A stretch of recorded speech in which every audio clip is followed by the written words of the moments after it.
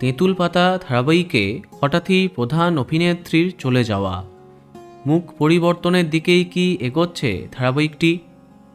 বর্তমানে স্টার জলসার যে সমস্ত ধারাবাহিক সহজেই নিজের অবস্থান পাকা করেছে তাদের মধ্যে তেঁতুল পাতা অন্যতম। ধারাবাহিকের প্রধান জুটি হিসেবে ঝিল্লি এবং ঋষি সবার মন জয় করেছে।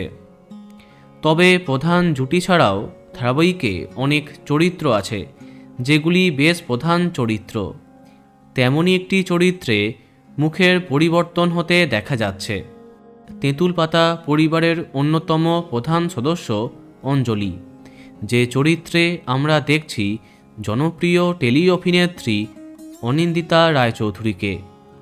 ধারাবাহিকে তার চরিত্রটি বেশ ইন্টারেস্টিং, কিন্তু খুব শীঘ্রই তেঁতুল পাতা ধারাবাহিক থেকে তার বিদায় নেবার খবরটা সামনে আসছে, কেননা বাস্তবে অভিনেত্রী সন্তান সম্ভবা।